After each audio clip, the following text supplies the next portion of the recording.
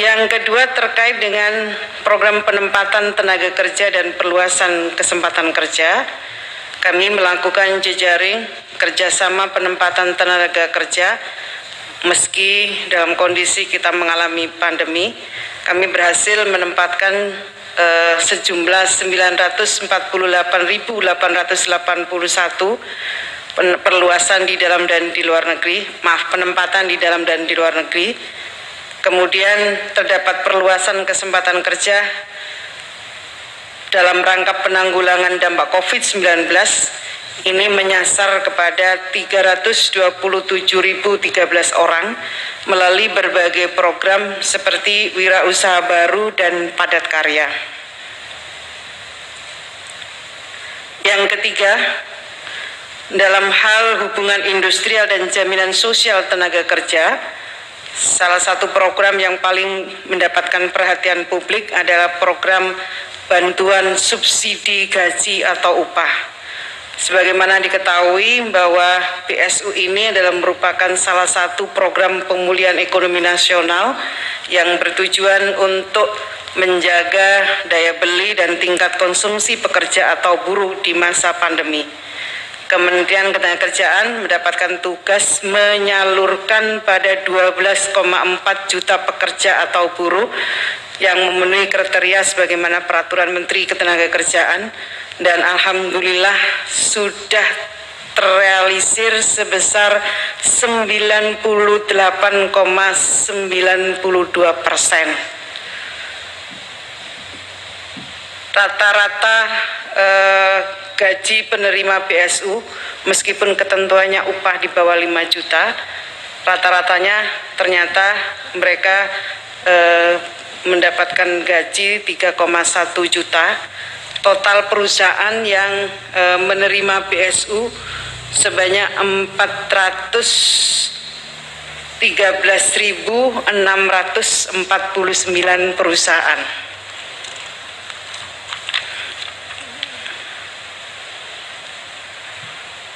Next. Yang berikutnya tentang pengawasan ketenagakerjaan. Kami melakukan pengawasan ketenagakerjaan perihal pencegahan dan penarikan pekerja anak, ini 9.000 orang. Kemudian kepatuhan perusahaan terhadap norma keselamatan dan kesehatan kerja atau K3 mencapai 6.000 perusahaan. Dan kami juga melakukan berbagai upaya untuk mencegah penyebaran COVID di lingkungan kerja, seperti penyemprotan disinfektan, melakukan rapid test maupun swab test kepada pekerja atau buruh. Kami mengeluarkan banyak sekali, baik itu surat edaran Menteri Ketenagakerjaan maupun surat edaran dari Dirjen, yang surat edaran tersebut adalah salah satu cara kami untuk memberikan perlindungan pengupahan kepada pekerja maupun menjamin keberlangsungan usaha. Dua hal itu yang kami pegangin, perlindungan pengupahan dan perlindungan keberlangsungan usaha. Lebih lanjut, upaya untuk mendukung sektor prioritas nasional sesuai dengan RPJMN, kami juga melakukan pelatihan vokasi untuk industri manufaktur, untuk pariwisata, agrobisnis, termasuk mempersiapkan talenta-talenta muda. Selanjutnya, dalam lingkup internasional, ini yang cukup membanggakan adalah Kementerian Ketenagakerjaan dipercaya sebagai Ketua ASEAN untuk Ketenagakerjaan tahun 2020 sampai tahun 2022. Mohon dukungan kepada teman-teman semua agar kami bisa menjadi leader bagi menteri-menteri di kawasan ASEAN. Tema yang kami usung adalah mempromosikan pekerja ASEAN untuk daya saing, ketahanan, dan ketangkasan dalam menghadapi pekerjaan masa depan.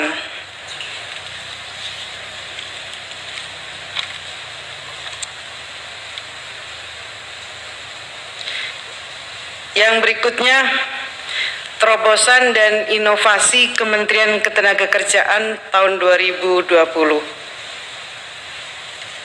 Ini adalah langkah kami karena kami melihat dinamika ketenagakerjaan sungguh sangat luar biasa.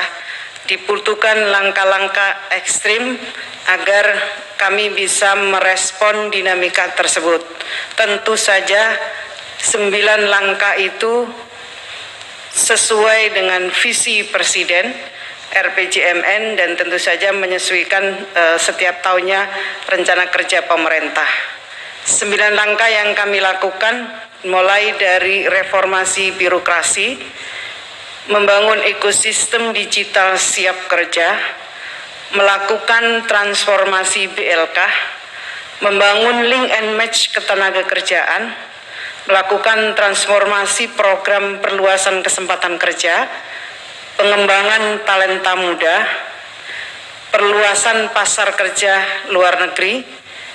Ini visi baru hubungan industrial juga harus kami bangun dan tentu saja kami juga harus melakukan reformasi pengawasan.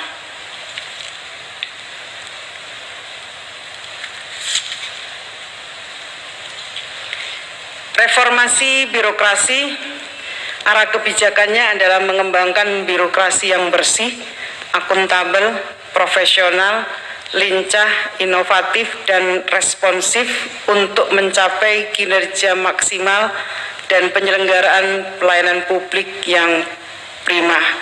Agendanya ada 8 agenda, mulai dari penataan ulang organisasi dan penyederhanaan birokrasi, dan alhamdulillah Perpres SOTK-nya sudah turun. Kami akan tata ulang organisasi dan tentu saja sesuai dengan arahan Presiden bagaimana birokrasi itu bisa disederhanakan. Agenda yang kedua adalah pengembangan manajemen perubahan untuk mengawal inovasi dan transformasi kementerian. Sampai yang terakhir, kami terus melakukan peningkatan kualitas pelayanan publik yang dapat memenuhi ekspektasi publik. Kemudian yang kedua, pengembangan ekosistem digital siap kerja. Pengembangan sistem informasi dan pelayanan ketenagakerjaan sebagai ekosistem digital ketenagakerjaan terbesar Indonesia. Kami benar-benar ingin membangun ekosistem digital yang menjadi ekosistem terbesar di Indonesia. Kami sudah miliki Sisnaker, kami akan melakukan transformasi Sisnaker ini menjadi siap kerja, sistem informasi dan pelayanan ketenagakerjaan. Jadi tidak hanya pelayanan, tapi di situ juga ada informasi. Kami akan mengintegrasikan seluruh pelayanan di Kementerian Ketenagakerjaan dalam siap kerja, dan kami akan kembangkan siap kerja sebagai instrumen bagi pembangunan big data untuk mengimplementasikan satu data ketenagakerjaan. Ini kami sudah melaunching satu data ketenagakerjaan, mendukung satu data Indonesia. Kami sudah siap itu. Dan kami akan perkuat melalui pengembangan siap kerja. Kami akan menjadi penghubung platform digital swasta yang bergerak dalam bidang ketenagakerjaan, kepelatihan, penempatan, dan platform terkait lainnya dalam ekosistem siap kerja. Apalagi agenda ini menjadi sangat relevan karena setelah Undang-Undang Cipta Kerja itu disahkan. Yang ketiga, transformasi BLK. Kami tidak main-main, kami akan kerja keras untuk melakukan transformasi BLK.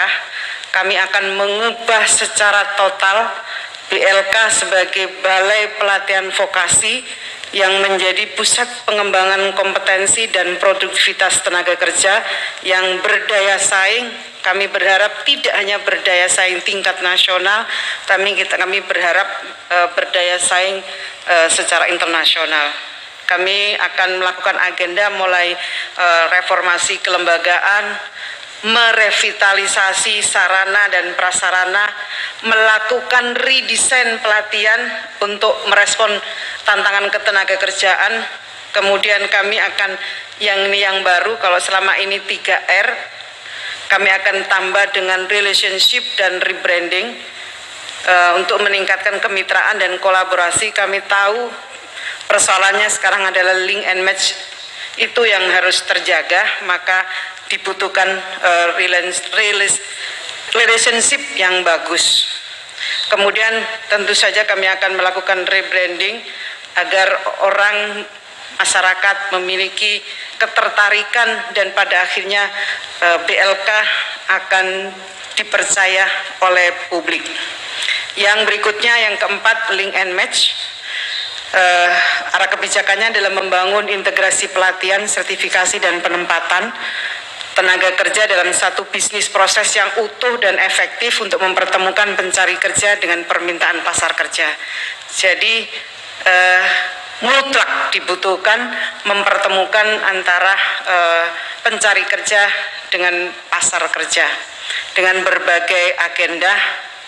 Di antaranya adalah mengembangkan sistem integrasi pelatihan, penguatan kelembagaan, SDM-nya juga harus kuat, kurikulumnya harus juga menyesuaikan dengan kebutuhan pasar, dilakukan dengan digital, kemudian tetap saja dibutuhkan pengembangan kemitraan dan kolaborasi dengan stakeholder.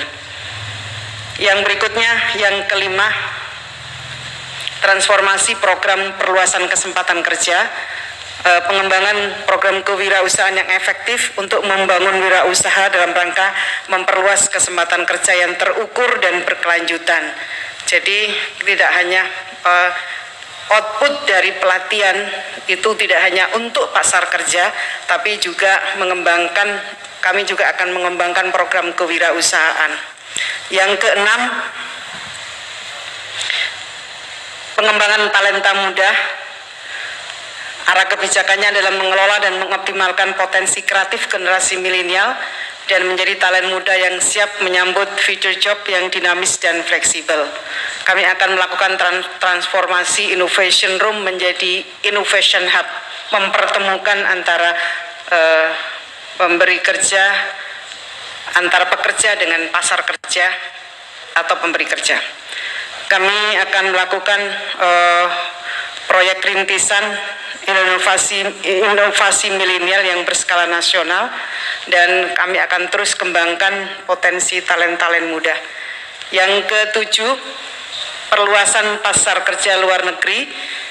Arah kebijakannya adalah mengembangkan pasar kerja luar negeri dengan memperluas negara penempatan PMI dan memasifikasi pengisian jabatan di sektor-sektor formal. Jadi kita akan dorong, selama ini sektor-sektor informal itu lebih dominan, kita akan dorong untuk pengisian jabatan-jabatan di sektor formal. Agenda yang ke-8, visi baru hubungan industrial. Arah kebijakannya adalah mengembangkan hubungan industrial yang lebih berkualitas, adil, berorientasi pada peningkatan kualitas dan kesejahteraan tenaga kerja secara berkelanjutan. Agendanya adalah pengembangan inovasi program dalam rangka implementasi Undang-Undang Cipta Kerja dan aturan turunannya. Kami juga akan melakukan reformasi sistem pengupahan, dan itu sudah dimulai, sudah selesai peraturan pemerintahnya. Kemudian peningkatan harmonitas hubungan dengan SP dan SP yang lebih berkualitas, pengembangan pola hubungan kerja yang adaptif terhadap pasar kerja yang fleksibel, dan kami akan terus melakukan penguatan kelembagaan LKS tripartit. Yang terakhir, yang ke-9, reformasi pengawasan, yang arah kebijakannya adalah meningkatkan kualitas dan efektivitas sistem pengawasan yang dapat menjamin pelaksanaan pengawasan ketenagakerjaan yang berintegritas dan kredibel, dengan 7 agenda yang akan kami lakukan. Saya kira itu yang dapat kami sampaikan. Kami akan sampaikan annual report ini kepada pertama tentu kepada Bapak Presiden dan stakeholder yang lainnya. Mudah-mudahan kita bisa menghadapi tantangan ini dengan penuh kepercayaan diri karena kita sudah mempersiapkan dengan baik. Terima kasih kepada teman-teman media. Mudah-mudahan Allah Subhanahu wa taala senantiasa memberikan pelindungan kepada kita, memberikan kita kekuatan yang luar biasa menghadapi tantangan yang sangat dinamis ini. Terima kasih. Wallahul muwaffiq ila aqwamit thoriq. Wassalamualaikum.